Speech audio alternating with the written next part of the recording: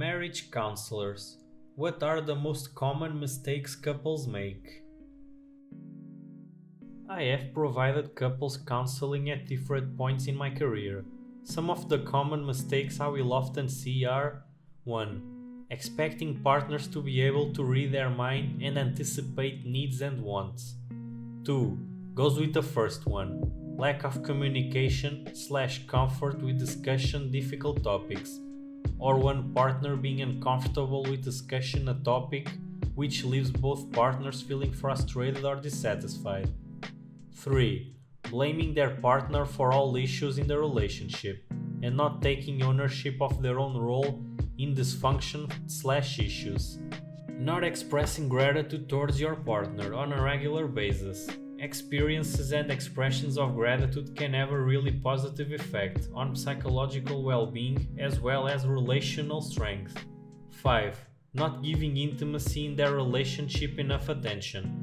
This includes but is not limited to sex. Many relationships start with the hot and heavy phase, where intimacy can come naturally. As this phase diminishes, many couples do not spend the time and energy to consider how to maintain a healthy level of intimacy, now that it doesn't just come naturally. Not listening. Most people listen to respond and don't listen to hear. This is what I spend the most time teaching couples how to do. 1. Keeping score. A partnership is a team, not a competition. Whether a person keeps score of everything they have done or everything their partner has done, it is a dead knell for the relationship.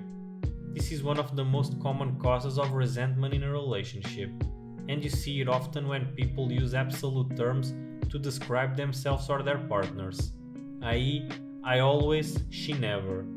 Remembering that each person has his/her own needs, abilities, skills, and boundaries is essential to a healthy couple.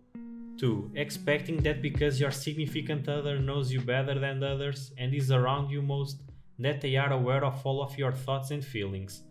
Your partner is not psychic, and no matter how often they are around you or how well they know you, they cannot pick up on every nuance to determine how you are feeling and how they should respond.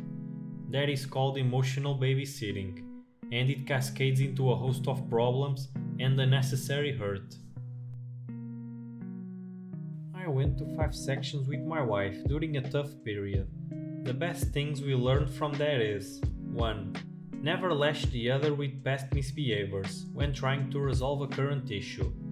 We have been married 17 years, so there is limitless crap we can pull out of our history together to highlight past wrongs, and that just derails what could be a quick resolution. 2.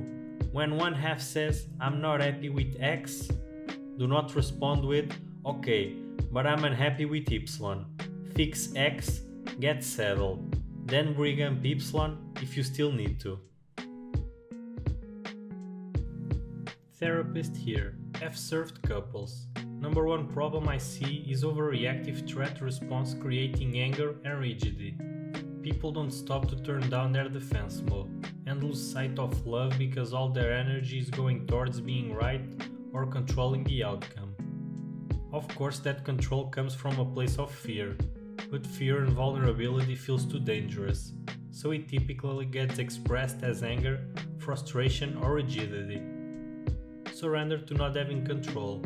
Accept what's in front of you and cultivate compassion. Please, because y'all rigid couples who just can't prioritize empathizing with each other over your fear response are driving me nuts. Divorce lawyer here. Talk about money. Talk about sex. If you're marrying someone with a shitty credit score, you should know how and why they ended up with it, lest you find yourself in their shoes very quickly. A credit score can cost thousands and take years to rebuild. Know if they have any tax liens or liability. Are they paying child support and do they have any kind of garnishment? Who is going to be responsible for managing the finances? How many credit cards does the other person have and what are their balances? I've seen money kill a lot of marriages. Another one a lot of people don't think of is actually talking about sex, not just having it. Do you enjoy the sex you have? Would you like to have more of it? Less? Would you like to see it change? Do you or the other person have any weird kinks? Just have the talk. Different sexual wavelengths can be difficult to reconcile. Not a marriage counselor, but going to a marriage counselor believing that it's like a judge, and she/he will tell them who's right and who's wrong. Getting married because they wanted a wedding, not because they wanted to be married. Expecting one person to be everything for them. You need friends, co-workers, a support system, and hobbies. Keeping secrets or lies. Failure to communicate effectively. This can be taught. As soon as couple stops being on the same team, fighting all the bullshit of life together, things fall apart. Get on the same team. Get behind each other's goals. If you're not on the same team, you're just going to end up annoying the fuck out of each other.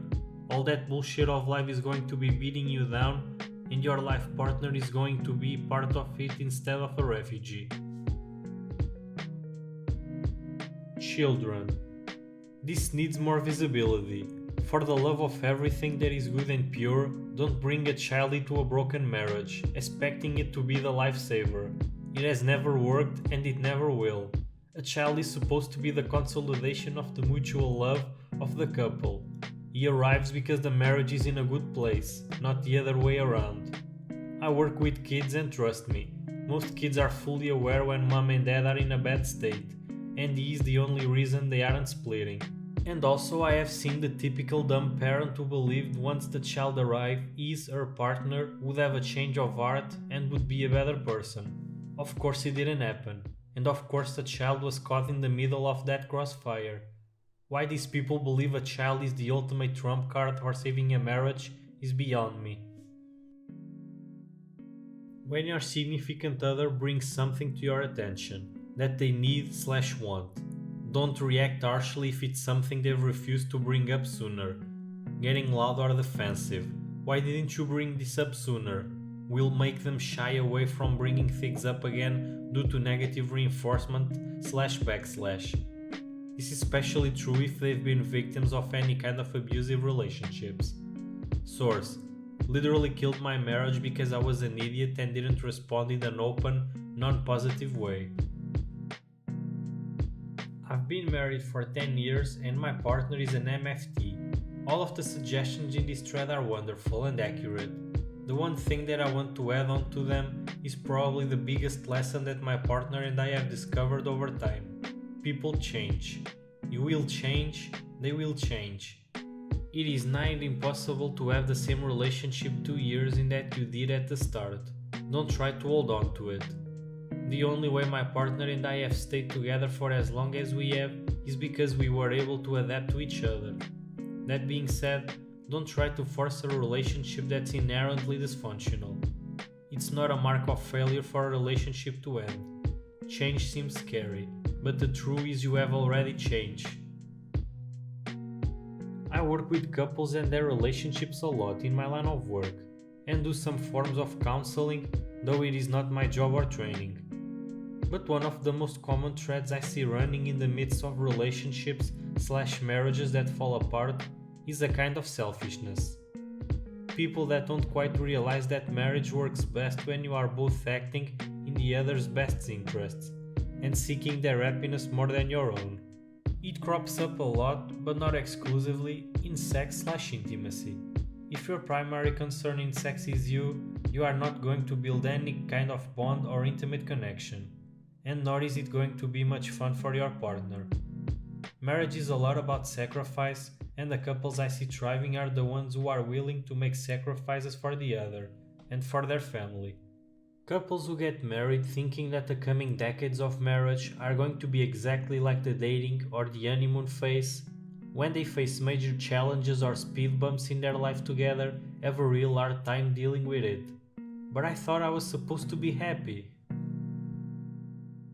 People don't learn to fight. You have to fight fair in a relationship. People go nuts when they get mad, and some couples never learn to fight in a way that honors the person you are fighting with. It is so important to learn to respect space, Don't assume motives and take turns in explaining your views. It's a big deal and I work on it quite a bit in counseling.